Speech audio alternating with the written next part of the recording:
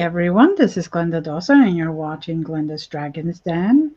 LD had promised to be here this week, but he got another mission that he's got to take care of before he can join us again. So let's keep our fingers crossed, and he'll be able to join us next week.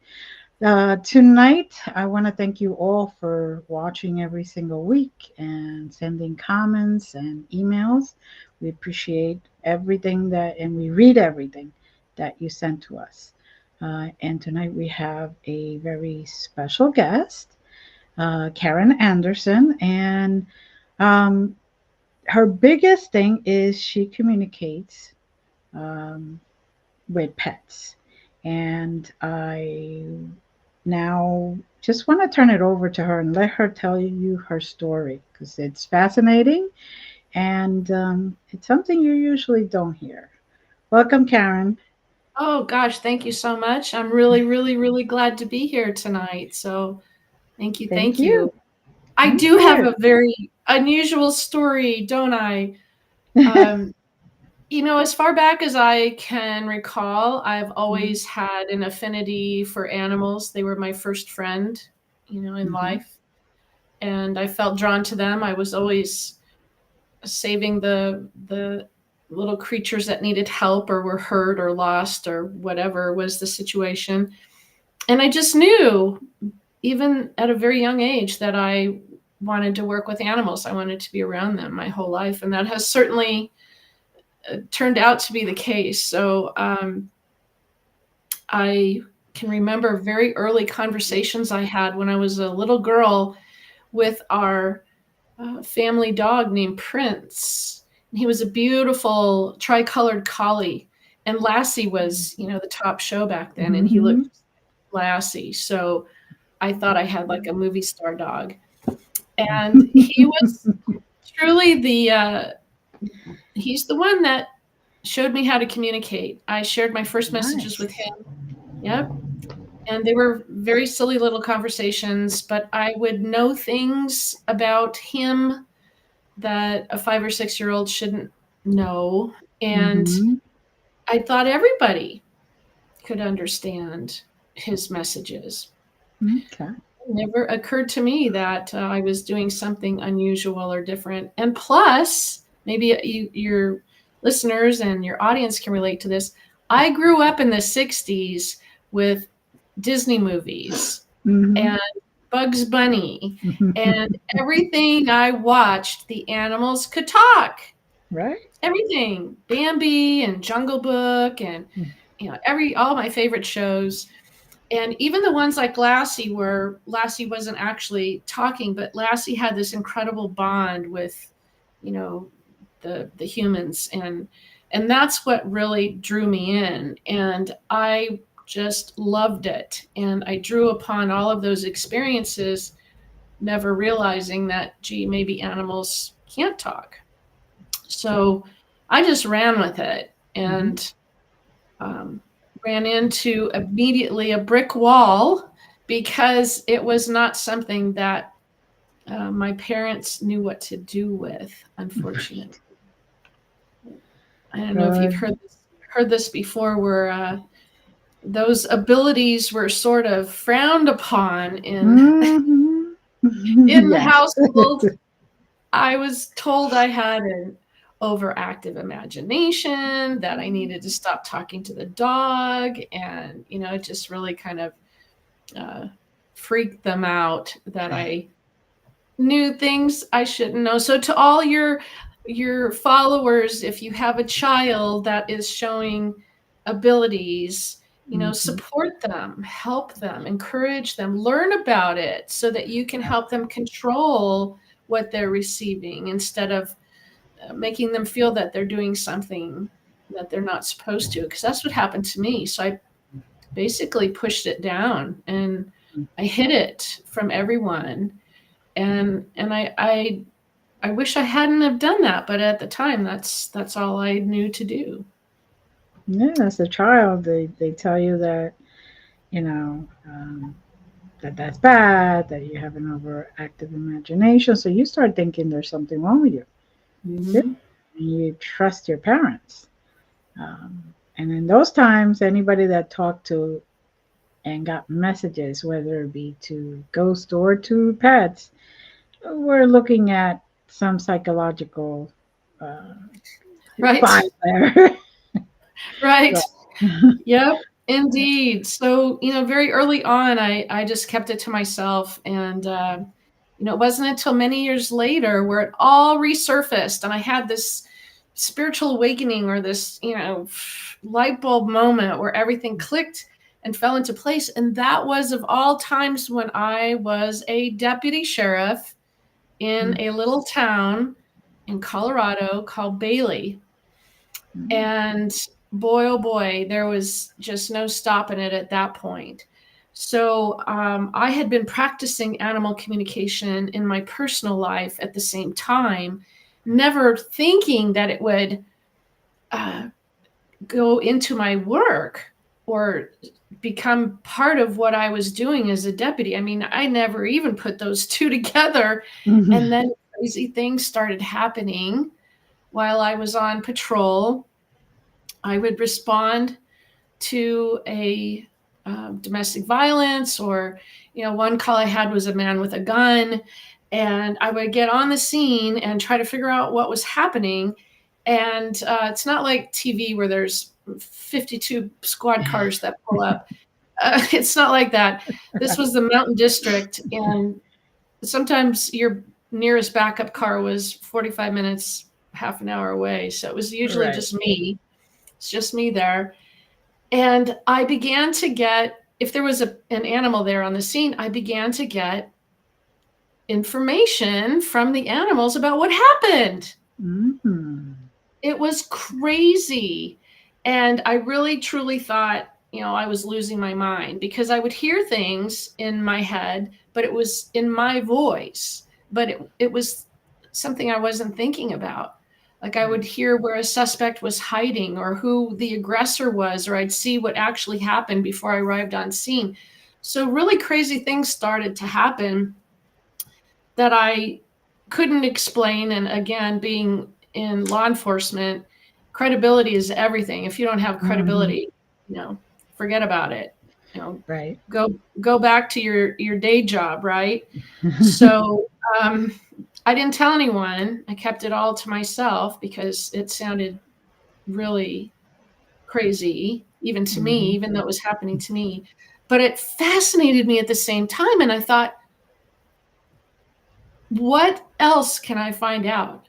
What do the animals know? What can they share? How can they do this? I'm a total stranger to them, and yet they're sharing specific details about a crime or a criminal activity. I mean, that's fascinating, because they don't Mm-hmm. have agendas. They don't worry, oh, I can't say anything because that's my mom or that's my dad. They just share it Right. because they saw it. So it all just would come out. And it just blew me away. I just couldn't get enough of it. Mm. So, in a way, it made you a better officer because you were able to find those clues and find, who knows, maybe at some point there was a gun hidden or something like that, and you heard it, from the animals. Oh, they hit it here, they hit it there. So I am sure that made you um, very, very good at it. Well, it did, and I was a rookie. I mean, straight out of the academy. So you're trying extra hard anyhow. And Right. I was the only female on the department. So then I was trying even harder at that point, right? Hmm. Because it was very male dominated. So the last thing that I wanted to do was to mess up or to lose my credibility. So I was very diligent, and again, I kept everything to myself. One particular story that I would love to share with you that I remember so vividly. I got a call to a crime scene, or a 911 call, excuse me. It was a 911 call Hmm. where there was a man with a gun was the call. And so I arrived on scene, and when I showed up, there was this gentleman I have to be careful. I can't say older anymore because now I'm older. But at the time he was older. At the time he was older than me, and he was covered in blood. He was walking around waving a gun, but he was covered in blood.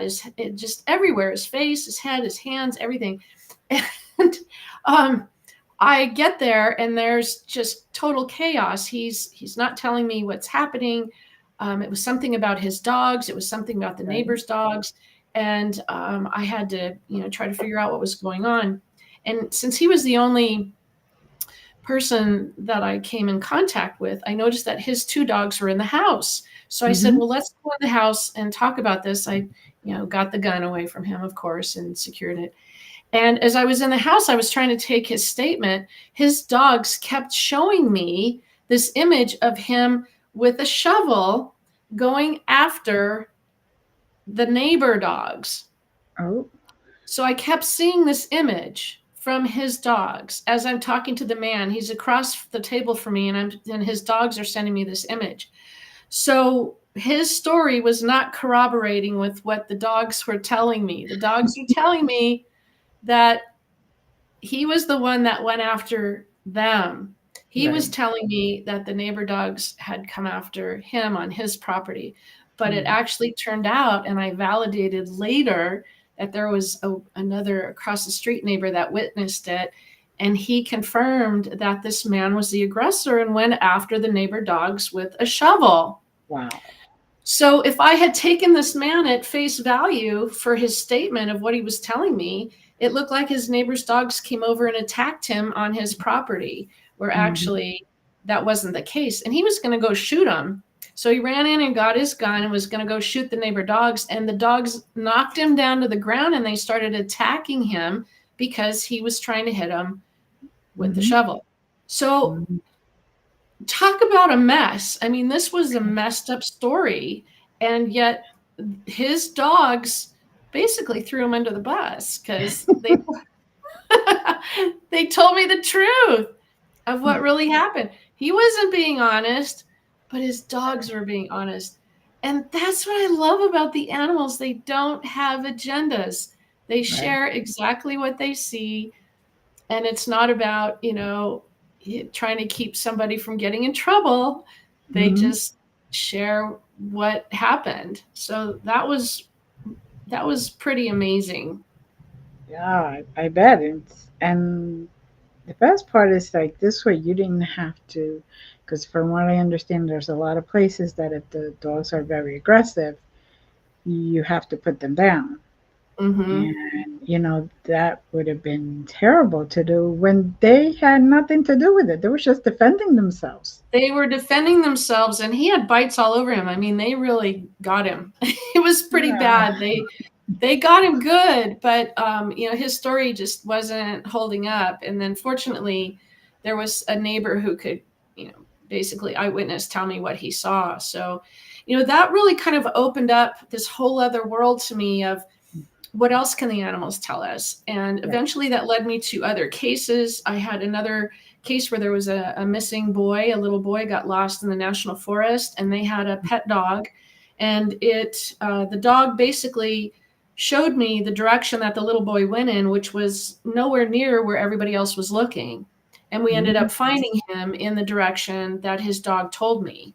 So, little things like that just a flash of an image, the dog just flashed to me where the little boy had gone, saved him. So that's pretty remarkable. That's wonderful. You're giving me chills here. Well, it gave me chills too, because I couldn't believe it was happening. And it really, I wanted to learn so much. I wanted to learn everything I could about it. So that's where I dove in and really started sharpening my skills. Now, as a deputy, I was raising my awareness for my own personal safety. So I was tuning in to my personal surroundings more. I was listening more to my intuition because I had to stay safe while I was on duty. And again, I was usually on scenes by myself. You know, maybe there would be one other officer there, but it certainly isn't anything like what you see on TV. No. And so I had to really rely on my other senses to stay safe. And when I combined that with the animal communication that I had been practicing, it came into the perfect storm. And that's where everything just started to snowball for me. Mm. And it kept you safe. It's It definitely did. one of it. Yeah. Kept me safe. And yeah, it was just a fascinating experience for sure. Now, what made you leave the deputy position? Well, there were many different reasons, but primarily I really felt that even though I loved being a cop, I love law enforcement, I have absolutely no regrets about it, that wasn't my calling. Mm. That was a stepping stone to get me to where I needed to go. Mm. And I realized that not on a conscious level, but I felt pulled toward animal communication. I really felt that that's where I needed to be. And back when this was happening, this was over, this is back in the late 90s, early 2000s. So we're going way back. Right. Animal communication wasn't really a thing back then. You know, it Mm. wasn't as common as it is today. So I was basically following a path into the unknown Mm. and giving up a career and following this dream and passion I had. And it's kind of crazy now when I think back on it. It's like, what the heck was I doing? You But were listening to your guides, I right? was. Yeah. I I listened. You know why, Glenda? Because prior to that, I had spent almost 20 years in the mortgage industry and I hated it. I Mm. absolutely hated it. I got fired. I got in trouble. Every place I ever worked for either laid me off or closed down. I mean, it was just a 20 years of yuck. Right. And my guides were screaming at me, "You're in the wrong career." So they made my life miserable for me so I would get out.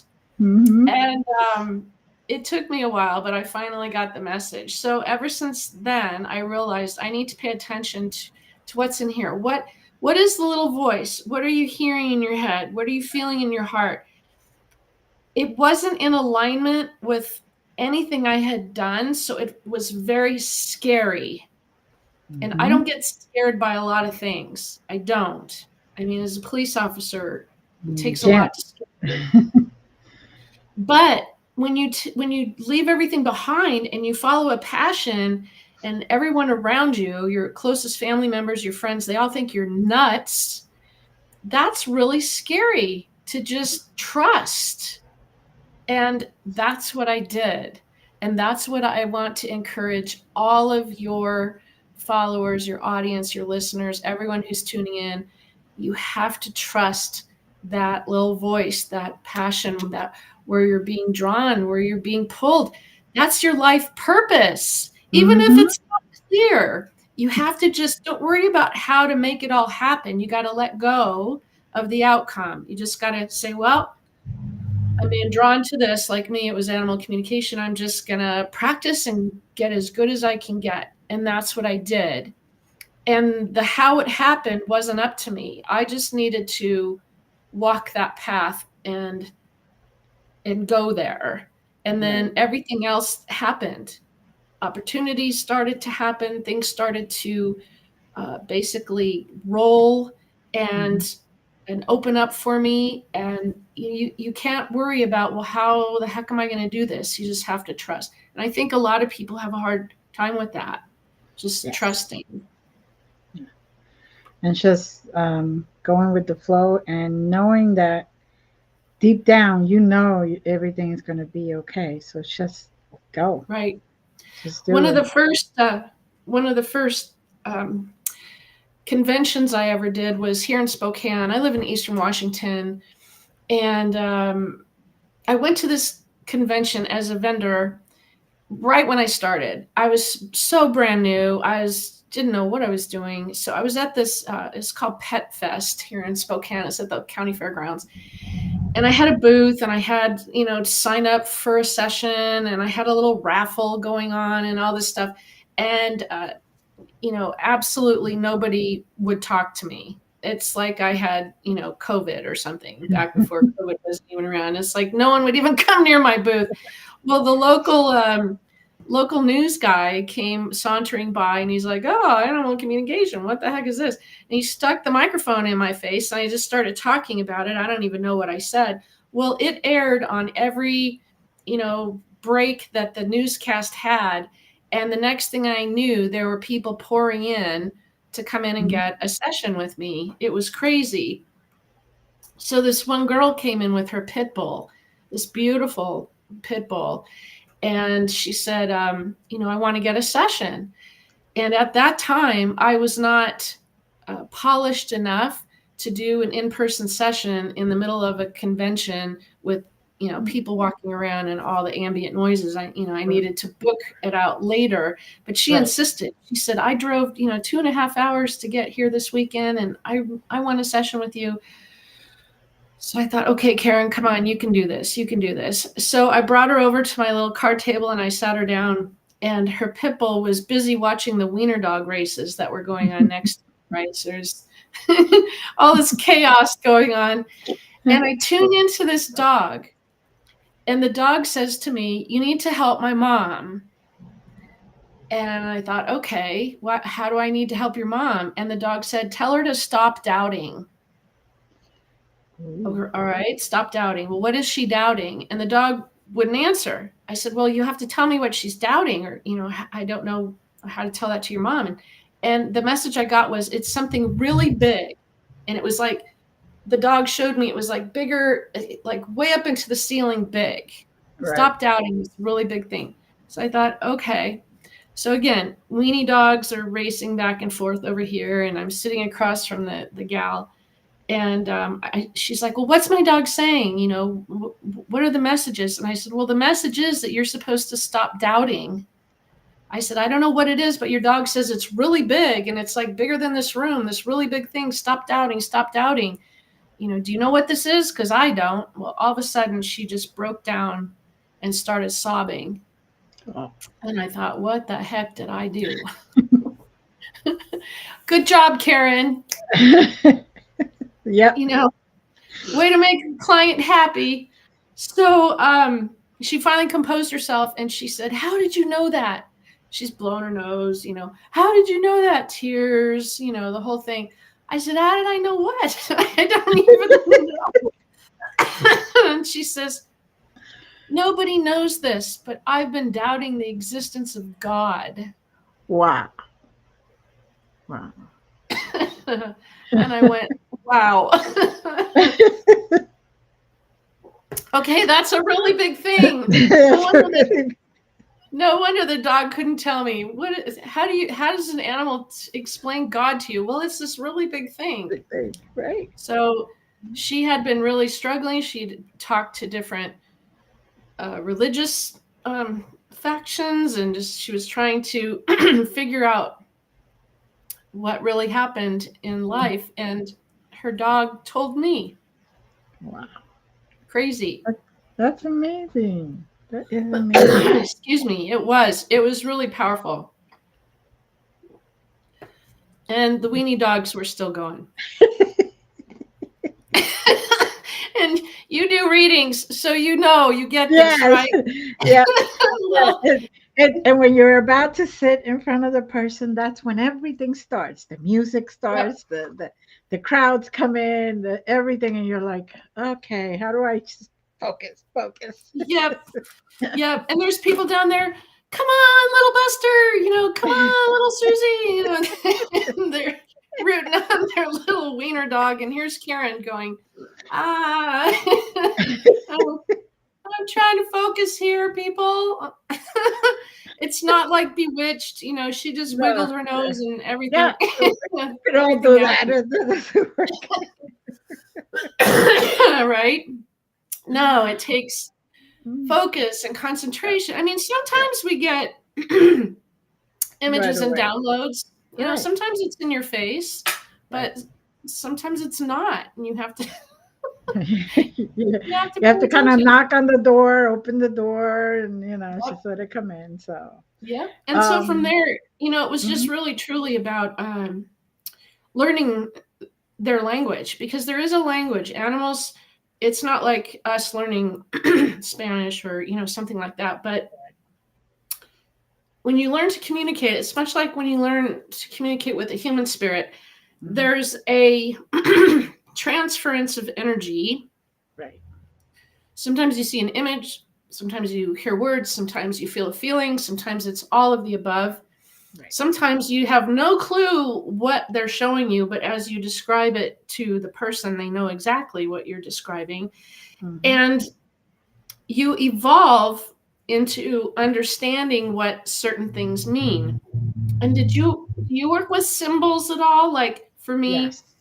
okay, if I see like a little bottle of insulin, of course, obviously I know there's a diabetic or something along those lines. If I see a drop of blood, that's a blood issue, blood related, Right. high blood pressure, something. If I see a heart, a heart usually means love, but if it's placed over the person, like if I see the Mhm. heart over the person and it's not like a pretty Valentine heart, then I know there's a heart problem there. Right. So you start to pick up these little symbols Mhm. and you learn their language. And that's really what I did for many, many years. I just learned their language, and I conducted thousands upon thousands of sessions. Mhm. And I found that I was drawn and gravitated most towards the afterlife sessions. It's Mhm. one thing to get a clear and accurate message from a living animal. I mean, that's mind blowing enough, right? I Right. mean, that's Right. truly mind blowing. But when you get a message from a departed pet, and it is so specific, and I am an evidential medium. Mhm. I look Me too. for facts. I seek Mhm. out accurate information. I don't like to give general feedback. And I would experience in the midst of conducting a session, delivering, for instance, I'll give you a perfect story. In my newest book, I write about this story of a little dog named Argyle, where he kept showing me a giant glass of red wine, Mhm. giant glass. Like it wasn't just a normal glass, it was giant. And I thought, oh, that's kind of weird to myself. I said, Right. that's kind of weird. Normally, they talk about their favorite things or their favorite treats or, something funny they did. And so I didn't say anything. And I was not too sure yet. And I was trying to get more information, but Argyle wasn't talking. So session goes on. I'm delivering other messages. Boom, he sends me the glass of red wine again. And I'm thinking, oh, man, what is this? I thought for a split second, maybe it's an addiction. Maybe there's an alcoholic. Maybe there's an alcohol issue. And I didn't want to bring that up. So I didn't say No. anything. I was like, I'm not going there. So continuing on with the session, boom, there's the glass of red wine again. And I thought, okay, I have a rule. If Mhm. an animal sends me a message 3 times, I'm delivering it because it's important. Right. So I just apologized profusely to Argyle's mom. And I said, I don't know what this is. And I don't know the meaning behind it. But why would Argyle be showing me a giant glass of red wine? Total silence. She's on the phone with me. And then she's like, oh my gosh, Karen. Oh my gosh, I can't believe this. Nobody knew about that. Okay, nobody knew about what? On their last trip together, one of their last Mhm. trips together, maybe Mhm. even their last trip together before he transitioned, Right. they drove across the U.S. to a winery in Oregon called the Argyle Winery. Wow. And because his name was Argyle, he was treated like royalty there, like he was a mascot of the winery, and everybody was like oogling over him. And they have pictures of Argyle in front of the Argyle Winery sign with big giant glasses of red wine.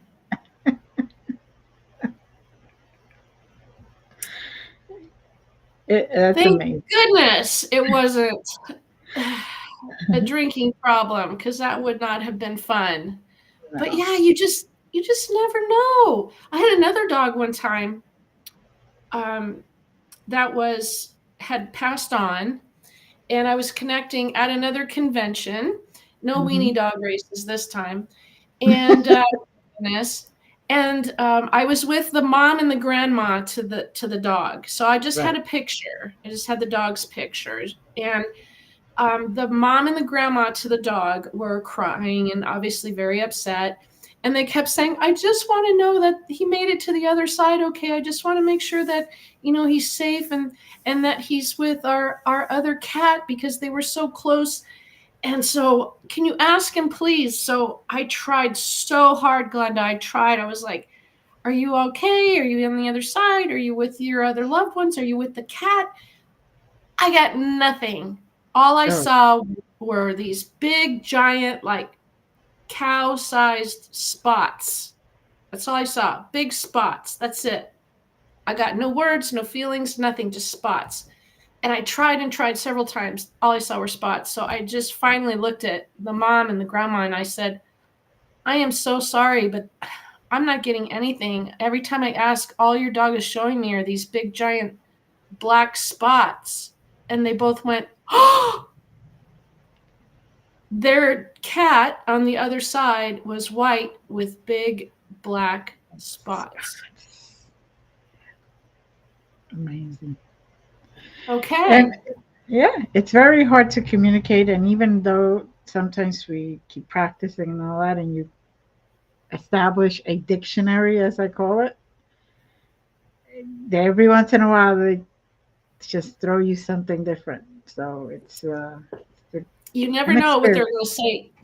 And it's also kind of crazy because, like, the English language is kind of weird sometimes. Like, I was working on a missing cat session with a client of mine in New York, and the cat said, tell her I'm in the gardens. I'm in the gardens. Like, Mhm. repeatedly kept telling me that.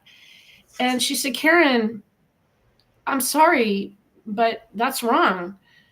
And I said, well, why? And she says, I live on the 112th floor of a high rise. There's no gardens Mhm. here.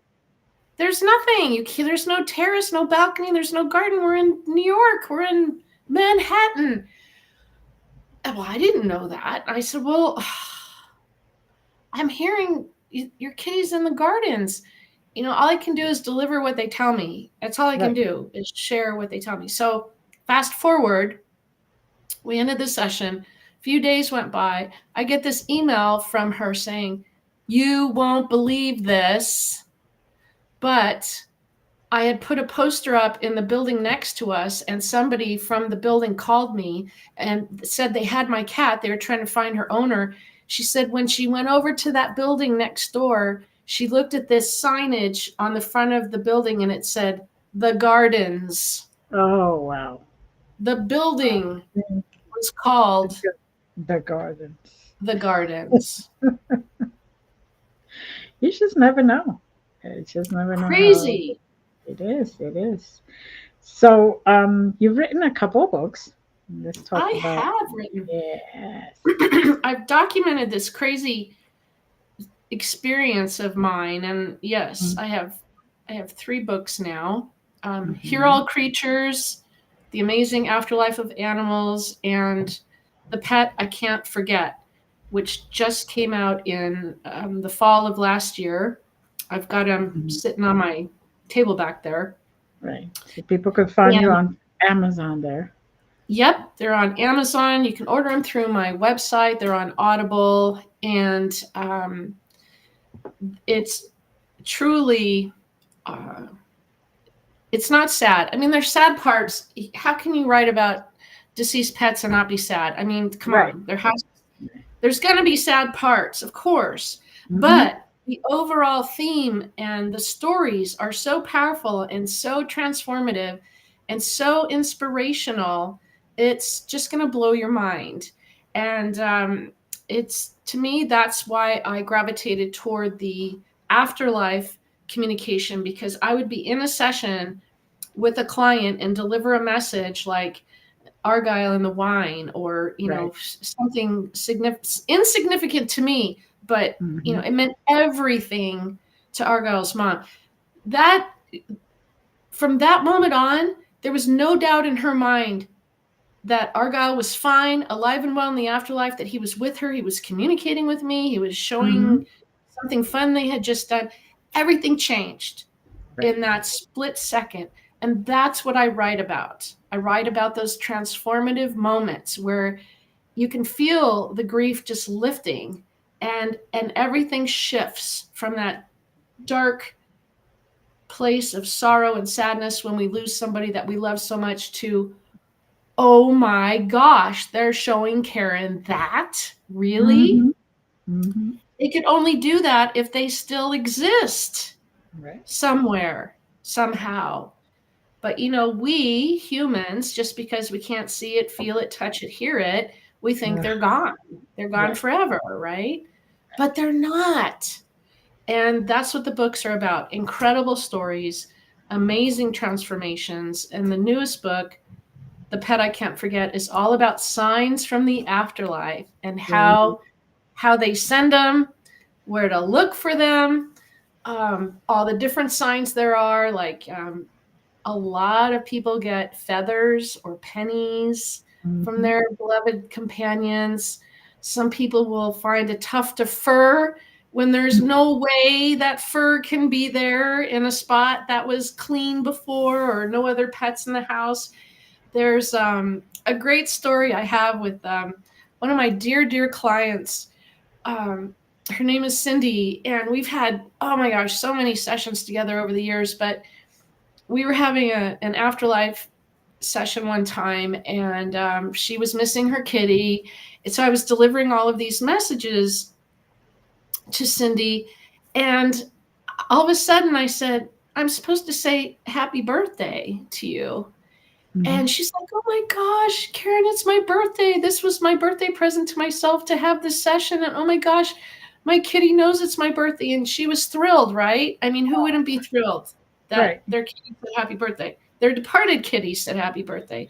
So we hung up the phone, and she was outside the building where she lived or worked or wherever she was. And she saw something moving in the bushes.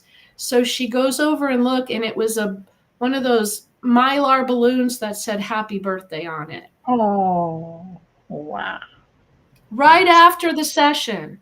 I mean, and it was just random. It wasn't like her balloon, it was just there randomly.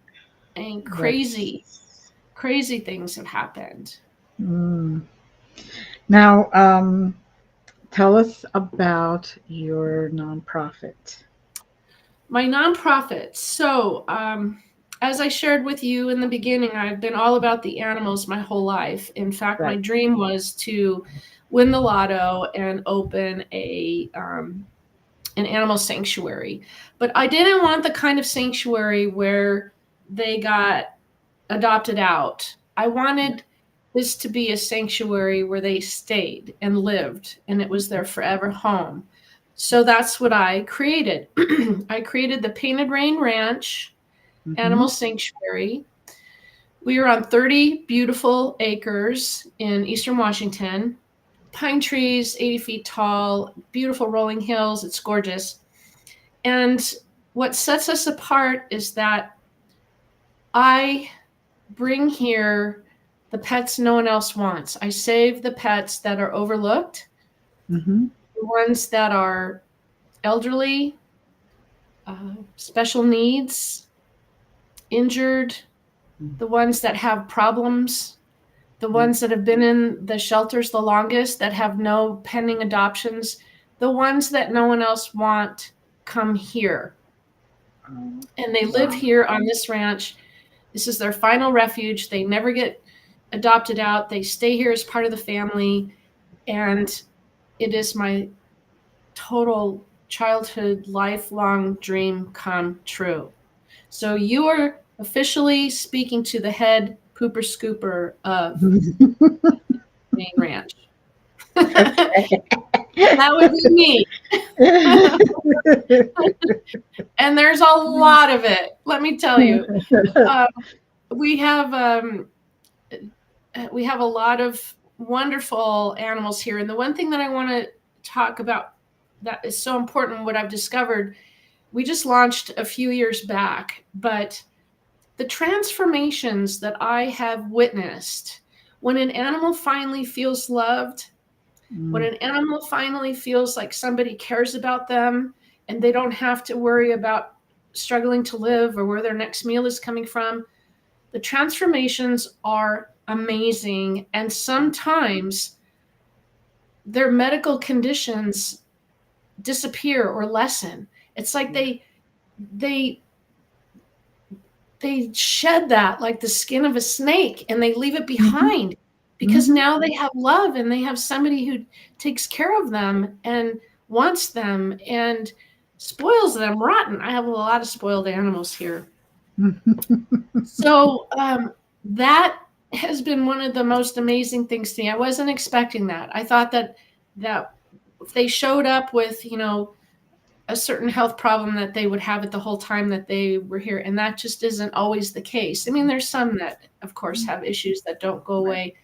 But it's just, we got to give these guys another chance. They deserve it. It's not their fault that at the hands of a human, most likely, they ended up at the shelter. Most likely it was a human involved. It's not their fault. They deserve love. And they deserve a chance. And that's what I do. I give these animals their chance. And I'm very proud of that. It is my passion. And because that is my passion, all the proceeds from my books, we haven't talked about yet, are my coaching programs. But all the proceeds from my coaching programs, and I also have colleagues who conduct animal communication sessions and donate a portion of those proceeds to the animals on the ranch. So everything goes to the ranch. So if you sign up for private coaching with me, it doesn't go in my pocket. It's donated to the animal sanctuary. And I think that's a beautiful thing because I feel like I'm paying it forward. I'm helping the animals, and I'm living my dream. I mean, it's like, pinch me. Am I really doing this? Is this really happening? And you know what? If I can do this, Glenda, anybody can. I don't have any special skills. I wasn't psychic before I started this. I don't come from a long line of, shamans or whatever in my family. I just decided I'm going to listen to what I feel and hear, not what society wants me to do. I'm not going to listen to that. I'm going to listen to me and what calls to my heart. And in spite of all the mean comments and lack of support that I've received over the years, in spite of all of that, I did just that. And it has made all the difference in the world. And if I can do it, anyone can. Anyone can. Yeah, because you put your passion into it. Yes. You were not, I'm not sure. You just trusted and went for it. And, there's a lot of times I thought, what the heck am I doing? I am totally crazy. There were many nights that I would wonder how it was all going to work. But again, I let go of the outcome and I just paid attention to where I was drawn. I have Right. wonderful guides, my spirit team, my spirit helpers. They've never steered me wrong. And truly, and trusting yourself. You have to trust, if you like something, if you're drawn to something, pay attention. You're getting that for a reason. There's something there that calls to all of us. It could be cooking or singing or playing the piano. I mean, it doesn't have to be pets like it was for me. What calls to your heart? What have you put on the back shelf because people around you have poo-pooed it? Yeah. That's your dream, that's your passion, and it's waiting for you to go, come and get me. I'm right here. I'm within reach. Yeah, you got to And work. hmm Yeah, you got you to got to work. work at everything though, no You matter got to what you work. do. So And you might as I've never been one to back down from a challenge ever, ever, right. ever, ever.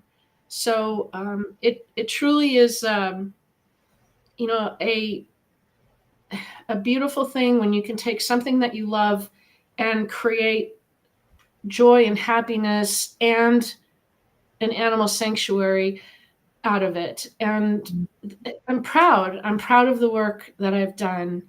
And I'm proud of my books. They're all in the Amazon bestseller list. I've got Right. 3 books right now in the top 17. I've got the number 2 spot and the number 3 spot today with Amazing Afterlife of Animals and The Pet I Can't Forget. Wow. So, Amazing. it's a huge accomplishment. And the thing is, those books are helping people heal. They're helping them move out of that dark place. Mm-hmm. And, again, just sharing my experiences, sharing my stories, and the amazing transformations. It's just a beautiful thing. And everybody says, "Oh no, it's about the animals. People get pets, yada yada." But no matter what it is that you have a passion for, that you put it aside because people didn't agree with you, that brings healing to someone else. It It does. really does, one way or another. Somebody who's been playing guitar put it aside because his parents said, no, you have to be an attorney, or you have to be doing Right. this or that. Once he puts his passion back on the burner, and not on the burner, but at the actual fire, and gets that going, he's going to be healing people with music. That's He or right. she. And Yeah. everything falls into place. When you stand in the middle of your truth of what you're supposed to be doing, everything falls into place. Doors open, opportunities happen. If Mhm. you're in a spot right now where everything's going wrong and you kept, get in trouble like me or get laid off or, your relationships fall apart. Hello, knock, Yeah. knock. Pay attention. Someone's trying to get a message to you. You're doing the wrong thing, or you're with the wrong person, or you're in the wrong job. You need to pay attention to what's in here and don't live in fear. Fear Yes. doesn't exist. Fear is just a perception. Hmm. And you just power through it. And it brings me back to the nonprofit. And I have to shift back there again Oh, because please. we we need donations all the time. Right. There's never a time where we don't need them. I have an Amazon wish list. I have a Chewy wish list. I have a Walmart roundup. You can also donate on my website. You can donate on the paintedrainranch.org website. I've Hmm. got a Facebook page for the ranch that you can donate on. We need donations all the time because our animals are here forever. Right. So if you want to help and you don't know how to help and you want to know that that donation is going right to the animal, then send us something. Go to our Amazon wish list or our Chewy wish list or something. We are so grateful. And I thank everybody who includes a thank you note. If you don't give me a thank you note, I can't thank you because I don't know who it's from. I'll just get a package of dog food and I won't know who it's from. So be Right. sure to put a little thank you note in there so I can get on the computer and say thank you, thank you, thank you. But truly, we do need donations all the time, always. And I want to also share that I do private coaching. I have an online course for beginners. So if this is something that, ooh, that sounds kind of fun. I want to learn animal communication. Anyone can learn as long as you have a love for animals and the desire to learn a new skill. Right. Plus, in my beginner's course, Mm-hmm. it's online, it's self-paced. You're not in a big, group with 100 other people. You log in when you want, you practice when you want, and you get personal feedback from me. I am your coach in the beginner's course. That's unheard of. It's unreal. Right. Nobody does that. I'm crazy Karen, and I do that. Why? Because I want to help you. I want to share my knowledge with you. So that's what I do. I can't say I'm going to do it forever because, you know, I can't do it forever. So while I'm doing that, jump on it. And then for intermediate advanced levels, I do private one-on-one coaching where we get on a Zoom and it's just you and me.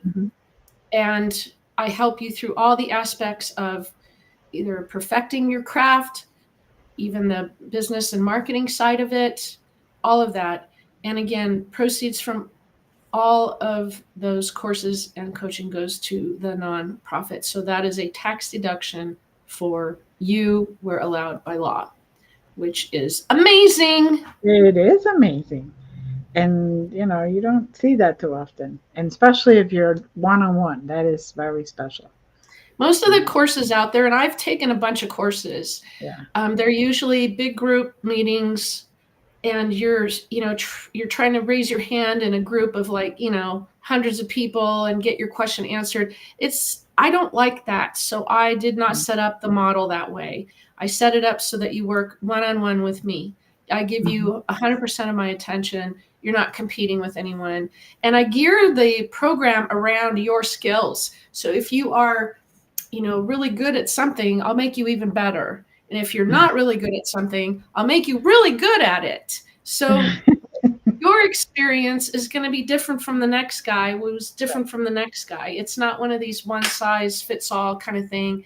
Most of the programs that I've taken, they're slideshows or they're pre-recorded or they're, just not personalized programs at all. And I didn't want to do that. I don't appeal to the masses. I'm not going to be that person that has 5,000 people that I'm coaching. I'm not that person. I'm for the individual. You know why? There was no one who helped me when I started. I had to figure this all out by myself. And I made a promise to myself that I've kept, that if I ever got to a position where I could help somebody, if they were really passionate about it, I was going to do everything I could to see them be successful.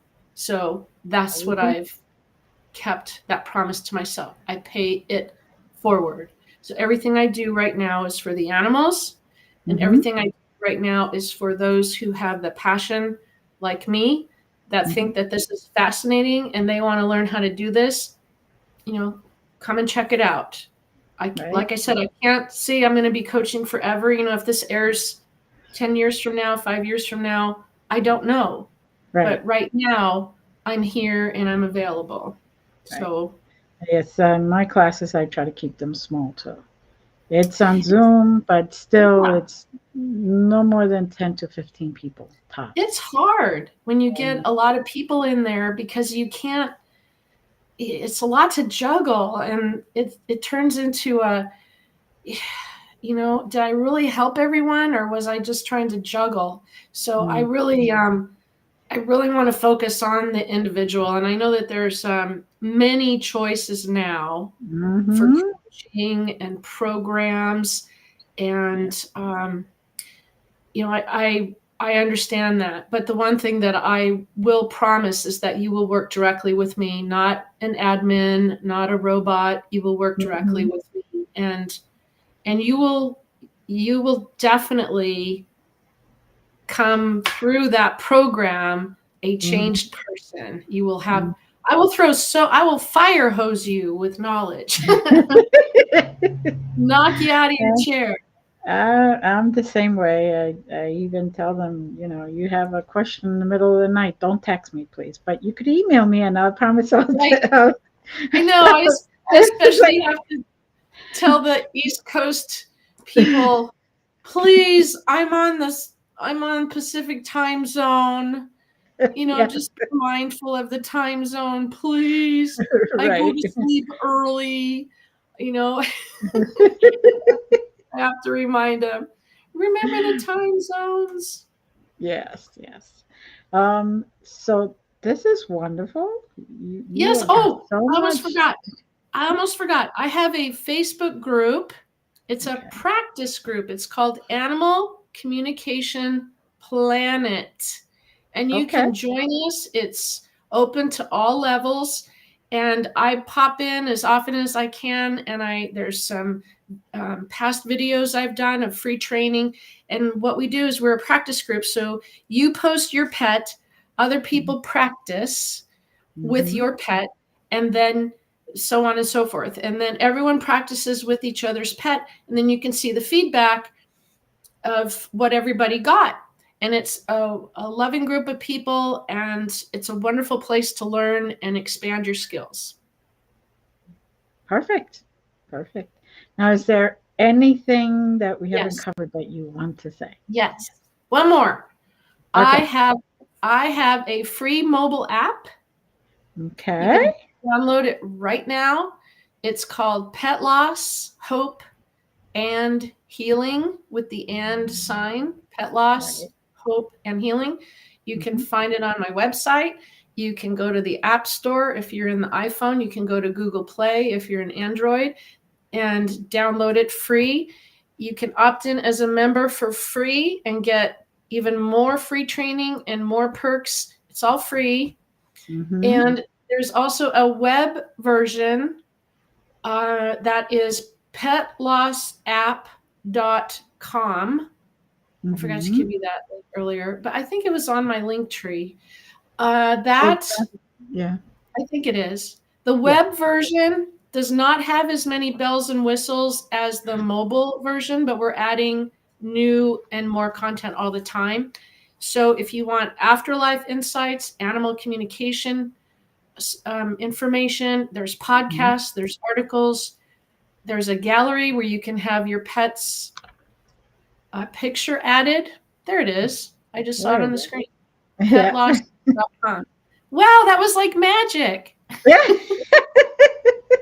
I know. And it is the most downloaded app that my developer has. So I'm very proud Wow. of that app. So check it out. Congratulations. There's lots of stuff, even some of my plant based recipes, because I am a plant based girl. Okay. Perfect. Well, Karen, it's a pleasure, and I really would love to have you back, you know, Thank and you. talk a little more about all this. Just want to thank our audience, and please go download the app, go check her groups out, go check her stuff out. This is all to help pets, help animals. You know, you can't. Come on, guys. Even the app is free. Let's go for it. Let's support this. Let's pay it forward. All right. So I'd like to say thank you. And it's wonderful that you're here. Stay with me for a second. And as always, we send love, we send blessings, and I love you. Bye, guys. Thanks for tuning in.